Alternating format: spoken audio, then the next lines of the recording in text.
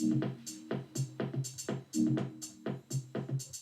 코로나 바이러스 코로나19가 중국을 넘어 이제 빠르게 확산되면서 2008년, 2009년 벌써 이제 뭐 10년이 넘었습니다만 그때의 글로벌 금융 위기 이후에 최악의 경제 침체가 예상되고 있습니다.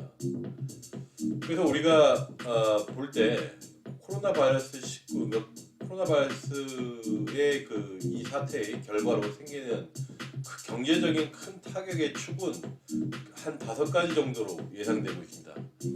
일단 경제적으로 봤을 때 공급망, 수요 측면에서의 하락, 또 세 번째로 국제 무역의 흐름이 이제 타격을 받게 되고요. 네 번째로 여행 중단 및 인적 교류의 봉쇄 이제 중단이 되는 것. 그다음에 마지막으로 한 주가 하락이 되지 않겠나. 이러한 5가지 요소가 큰 충격으로 글로벌 경제에 영향을 줄 것으로 예상되고 있습니다.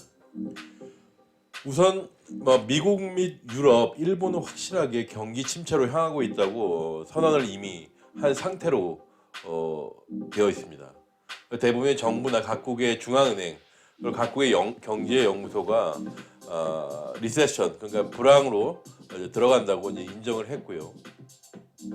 그래서 각 경제 세계 은행이라든가 세계 금융기관에서 예측하고 있는 올해 2020년 세계 실질 리얼 GDP 성장은 대부분 차이가 좀 있는데 약 1.1에서 0.8% 정도로 하락할 것으로 또는 그 미만으로 될 것으로 지금 긴급하게 수정에 들어갔습니다.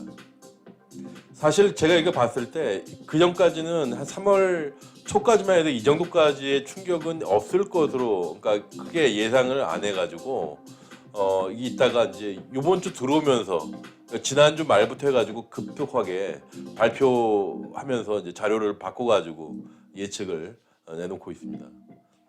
그래서 보통 볼 때 그 통상적으로 세계 그 금융기관에서 볼 때 2% 미만 1.5, 1.6, 1.7 이렇게 1%대라든가 그 이하 미만은 2%대의 미만은 확실한 글로벌 경기 침체 리세션으로 분류하고 있습니다.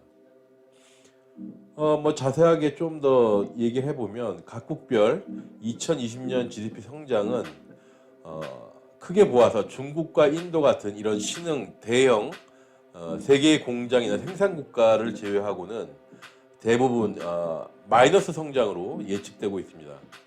그래서 미국이 마이너스 0.3에서 약 0.1%, 중국의 경우에 4%대, 보통은 4.3에서 3.9% 정도가 대부분 예측하고 있는 범위에 있습니다. 대한민국의 경우에는 굉장히 좀 충격일 수도 있겠는데 약 0.5 이하, 그러니까 마이너스는 아니더라도 0.3에서 0.2%대로 0.2%대로 예측하고 있는 기관이 많았습니다.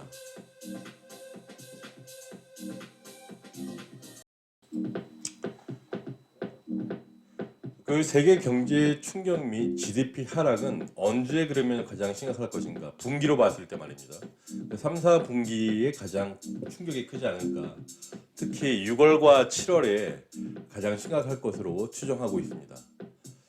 그런데 우리가 보통 그 이전에 그 금융 위기라든가 또는 메르스, 사스와 같은 국제적 이벤트가 있었을 때 이게 급격한 감소를 가져오더라도 갑자기 이제 경제 침체가 되더라도 이게 보통은 V자형으로 이렇게 빠른 회복이 지금까지는 되었었는데 이번 코로나 바이러스의 경우에는 그 충격이 좀 전방위적이고 심도가 깊어가지고 불행하게도 그 V자형 퀵 리커버리 회복형이 아니라 U자형 사이클로서 그러니까 몇 달 또는 몇 개 분기 뭐 2021년까지도 넘어가는 그런 완만한 회복이 되지 않을까 예상하고 있습니다. 그래서 지금 이런 경우에 제일 중요한 것이 무엇일까? 정부입니다. 정부. 각국 정부의 경기 부양책과 컨틴전시 플랜이라고 보통 얘기하죠. 그래서 긴급 비상사태 하에서의 경제 이제 성장을 다시 하기 위한 회복할 수 있는 요건들을 이제 내놔야 합니다. 즉, 이 각국의 정부가 어떻게 인식하고 두 번째로 실행 가능한 경제 정책을 현재 각국이 처한 기존의 이 코로나 바이러스가 있기 전에 있었던 기존의 각국에 처한 문제들과 뭐 실업률이라든가 사회 현상 같은 모든 문제들을 다 종합해 가지고 정책을 새로 내놔야 합니다. 그 기존의 이제 문제들과 연관해 가지고 효율적으로 지금 바로 수정이 들어가야 되고 실제적으로 실행 가능한 액션 플랜을 지금 내놓아야 하는 것이 각국 정부가 해야 할, 빨리 시행해야 할 스코프가 될 것입니다. 이미 각국에서 보면은 그 중앙은행들이라든가 각국의 정부가 이제 긴급 조치를 취하고 있고요. 미국과 독일 등이 가장 빠르게 긴급하게 개입을 이미 선언했습니다. 근데 그러함에도 불구하고 통화 정책을 포함한 전반적인 재정적 대응은 아직 불확실한 상태로 보여지고 있습니다. 근데 여기에 또 변수가 하나 있었죠.